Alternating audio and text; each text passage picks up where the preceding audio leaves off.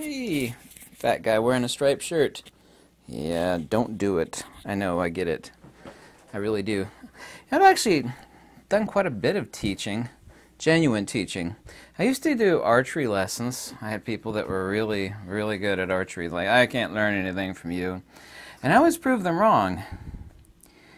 I had this neat little teaching methodology for archery called ARC. It's about absolute repeatable consistency. Same anchoring point, some other stuff about tightening muscles. I used to teach concealed carry classes for the DOCJT, Department of Criminal Justice. Training division, I gave a roundhouse applause result lecture at the Science and Energy Conference out in Hayden, Idaho. And people hounded me on that one for days, like, oh, a great lecture. I even got invited to lecture at another energy conference, but I didn't want to do it because it didn't pay anything, and I have to actually pay the bills. So I actually did get paid to teach archery lessons, however, and DOCJT lessons were also paid, but since it was government, you actually couldn't overcharge for those. It was set by the government. I spent it like most of a lifetime thinking about methodologies to learning better, and I'm self-taught. I knew my teachers were fools. I knew it at an extremely young age, and I suffered a lot at the hands of their ignorances and, you know, the people that I had to be around in the school system. And I'd actually like to give some important key things also to the video from a few days ago on teaching, secrets to teaching.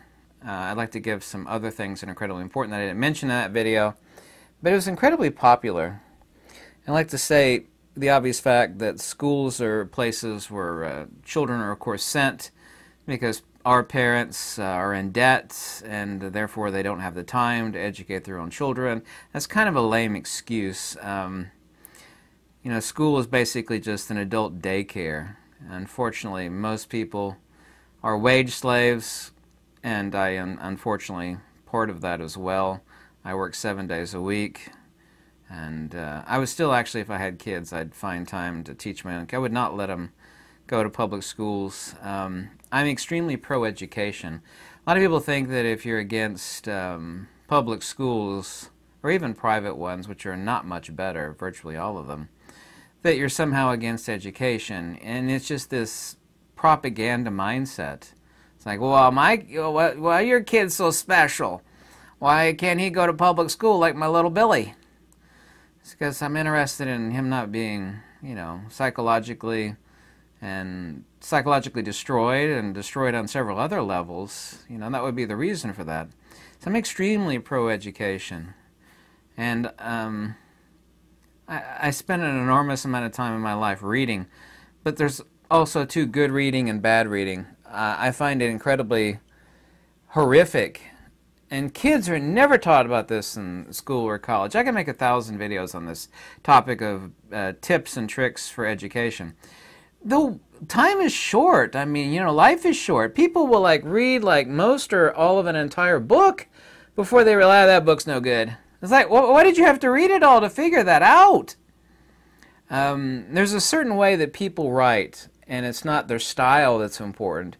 Is that I spent so many countless thousands of hours in libraries, and when you go to a section of whatever it is you want to study, you know, you just don't check out the popular books on that topic. I can make my way through, and I've done this many, many times, in a day, meaning like a few hours, go through well over like 150 books.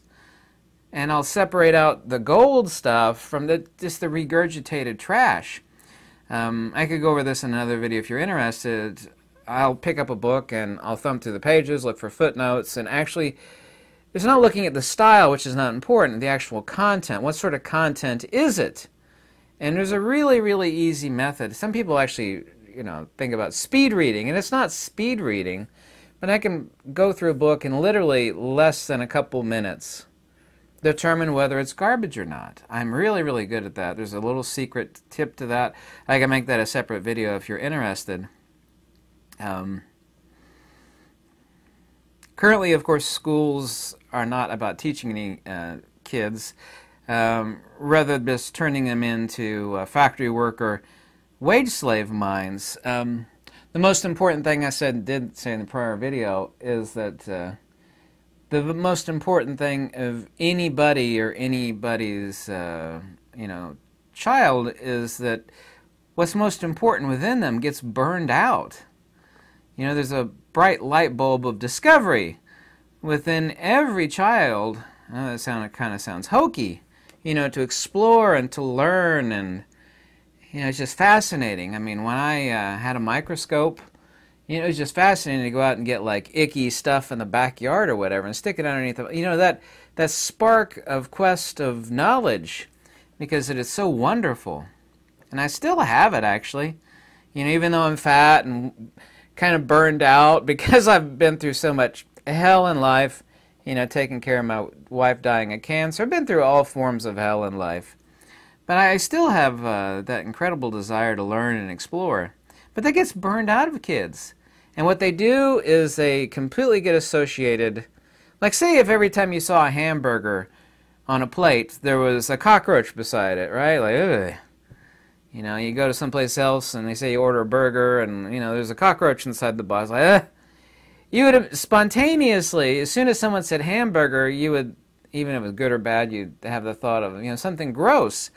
And that gets associated with the kid's mind of education.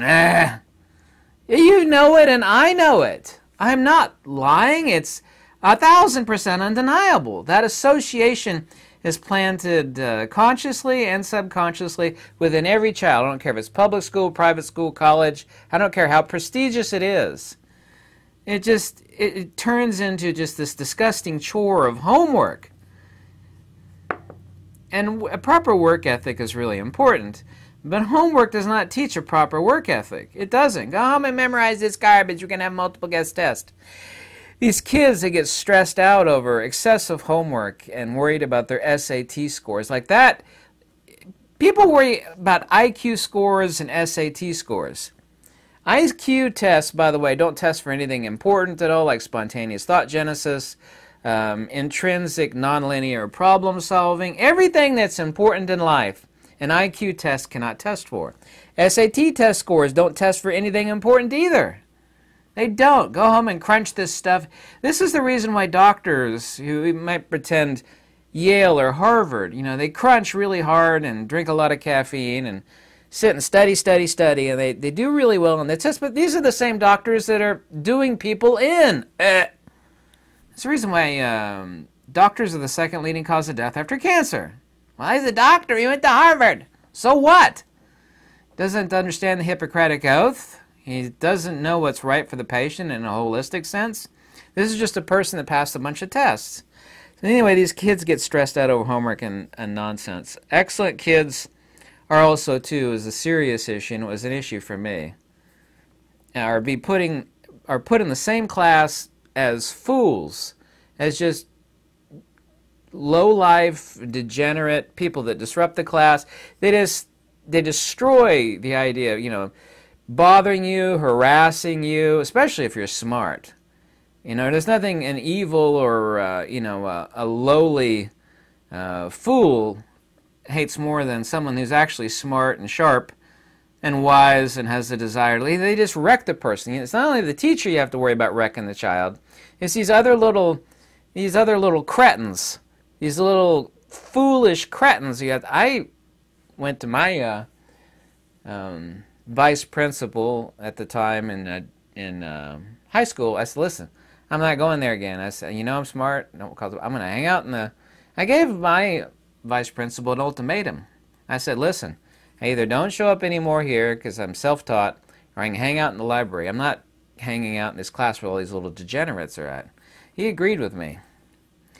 I'm the only person I know, I'm sure it's happened before, where, you know, I actually told the head of the school, you know, what I'm going to do. I said, this is the way it is. This is it.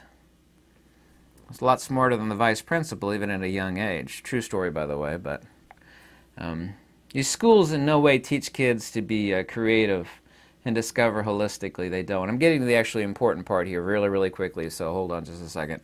Once again, I'm extremely pro-education. This idea, this propaganda foolishness that if you're against public or private school rather than homeschooling is just an evil propaganda. Of course it is. Kids need a handful of primers. There's about 10 primers that they need. I could design videos around these 10 primers. I'm going to go over like 4 or 5 of them here. But there's roughly about 10 to 15 primers that kids need. Yeah? You could eliminate out 95% of the homework. This is the reason why all these kids today are nuts. Not only are they perpetually on their iPad, they have to go to school and be berated by these unintelligent teachers who themselves know nothing. I want to be a teacher. Why? It's a low-paying job, and you're not intelligent enough to inspire kids. And that's not to say there's not a couple good teachers out there, but we are talking about, you know, like 1 in 10,000 is like a good teacher that does inspire a kid. I'm not saying all teachers are bad, but when 99% of them are essentially bad, then yes, they're basically all bad. That's where a generalism is actually a truism. Really important point also. Kids need primers. There's about 15 roughly, a maximum of 20. I can make a list actually. They need the primer or the key to spontaneous creativity, and I'm not talking about giving the kid an art set and let him do finger painting and like get inspired and make, you know, dripping clocks like Pablo Picasso. This is where he actually understands the mechanics of nature, natural order. You know, there's a reason why Alexander the Great was trained by Aristotle. The wisest minds, the most intelligent minds throughout history had one thing in common. Yes? Roger Boscovich, Nikola Tesla. I could name off a list of them, the most intelligent minds. They had Platonic keys to retroductive analysis. This is a special thought methodology for uncovering the nature of things. It's using and applying natural order, not inductive or deductive reasoning, but retroductive reasoning. It's Platonic Pythagorean methodology. That's a key or primer. Kids need the keys to problem solving. Here's an example. I cannot remember a single teacher's name I ever went to school with because they were all fools. Remember they had a test for us, they had all these little stupid tests they gave us, and we went outside, there was this giant square painted on the pavement. It was painted in white. And we were supposed to, you know, add up, you know, what the area of the square was, because it's a square, right? She had all these kids measuring off one leg of the square and then another, and I measured one. I said, what are you doing? You know, the other people are still, what did you stop for? That's why it's a square. They're all the same. Why would I measure, like, you know, the second angle and the third? I mean, it's a square. You take it, multiply it times 4, you get the area. Even the teacher was like, oh, yeah, that's right, it is a square. You know, it's just like that. These things save time in life. It's like people go to the library, like, once again, read the whole book. That is a bad book. Why did you have to read the whole book to determine that? These keys and primers to problem solving make life simpler, easier, so that you can focus on the important things. Kids need the keys and the mechanics of the things within nature and within life. You know, I know that they're like field trips and so forth. I don't probably think there's field trips anymore in school because gas is too high. You need to sit languishing under these disgusting fluorescent bulbs. Languishing, listening to this foolish teacher. Of course, the spark of creativity to learn and explore, to self-educate, gets burned out of them. The most important thing anybody has. You should be heading outside, going down to the creek, turning over rocks, like, well, here's this. Why does it act this way? Learning about natural order. That's not done anymore. It wasn't even done in my day. And I know it's not done anymore. They sit there on their iPads, you know, their computers. Yeah, isn't that nice? You know, get out there with hands-on. Here's something really important. I know shop class is essentially kaput. I know it still exists in a lot of schools, But kids don't know how to build things or take things apart, don't know how to fix things. They don't know how to use tools. I'm self-taught on that. When I was growing up, I was given a bunch of wrecked computers and typewriters and other things. And, you know, the best thing ever, I don't have one here, I got them everywhere else, a flathead and a Phillips head screwdriver and a pair of pliers. I tore the heck out of everything. I learned about capacitors. I got soldering irons over here. I learned how to solder things. Kids are not taught that. It's not about learning how to solder and tear stuff apart. It's learning how things work.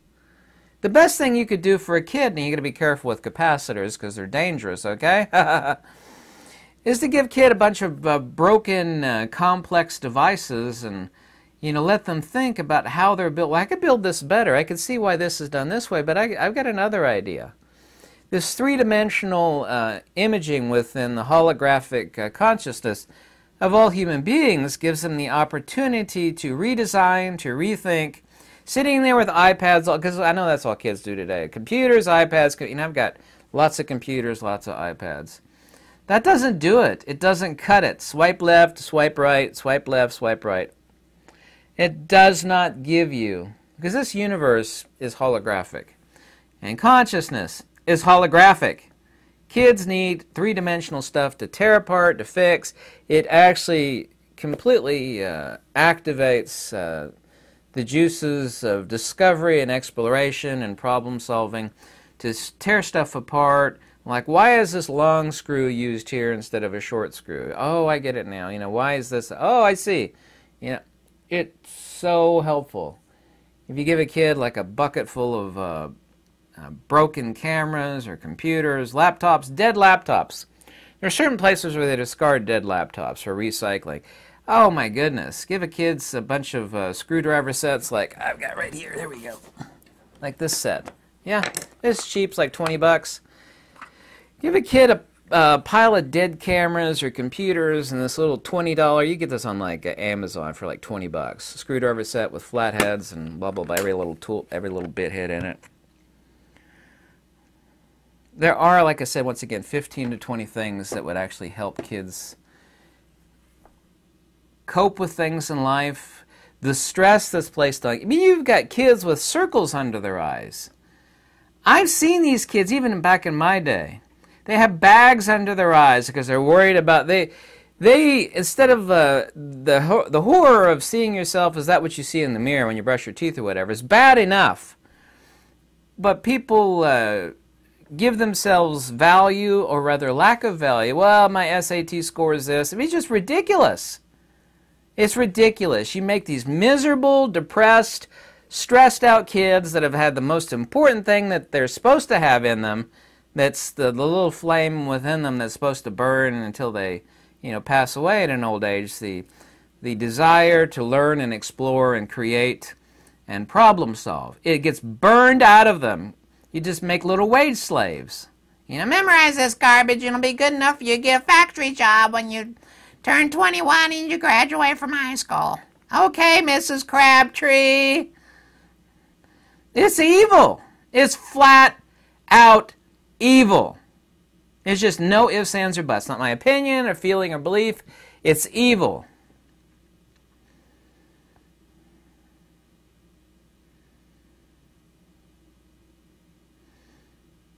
I'm incredibly intelligent and I'm highly wise, but I can tell you flat out, if I didn't go to public school, I mean, I saw through it from day one.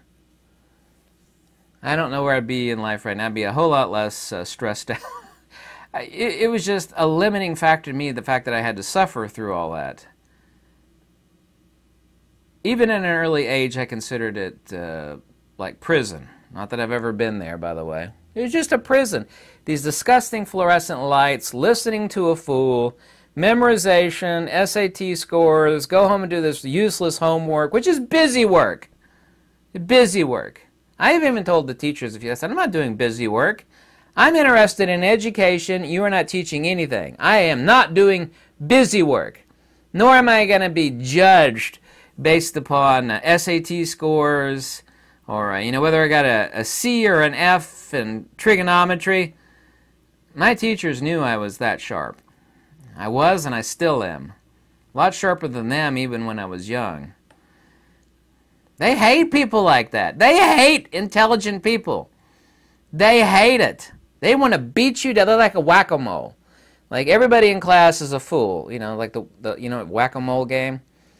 That's fine. You know, everybody's a fool. They got the little gopher heads underneath the surface of the whack-a-mole game. You know, somebody that's intelligent, creative, thoughtful. Oh, it's like the mole sticking his. Oh, you got to whip out the hammer and wham! I'm going to beat you down with the rest of the fools. Leveling. There's a name for this in Denmark. There's like this societal zeitgeist where if like somebody really wants to excel at their job, society hates them. There's a name for it in Denmark. I forget what it is. Like some famous chef wanted to excel, be like one of the best chefs in the world and do great and, you know, be a great success. And society hated him for it. I didn't know that was the thing in Denmark. Like, everybody wants to be the same. Like, don't raise your head above because it'll get, you know, chopped off. Shoop! That's exactly what school's like. I forget the name for this in Denmark. There's a word for it. Like, wanting to excel or be better than just like an average, you know, peon. You know, a schmuck, average schmuck. I'm not going to excel. I'm just going to do what I need to do and that's it. I'm not going to, like, try to excel at what I love, my job. I'm just going to be, you know. And that's what schools are good at. They're exceedingly good at it. And this just makes depressed, miserable little kids. I could go on and on this. I could make a list of the 15 to 20 things for spontaneous creativity, problem solving, and so forth, and the things that would help on that. But that's if people are interested, which I don't know. But I wanted to talk about this. Thank you so much for watching. If you like these videos, any donation is always warmly welcome in the description below. Also, too, my email is there, so send me an email if you have any questions, and have a lovely day.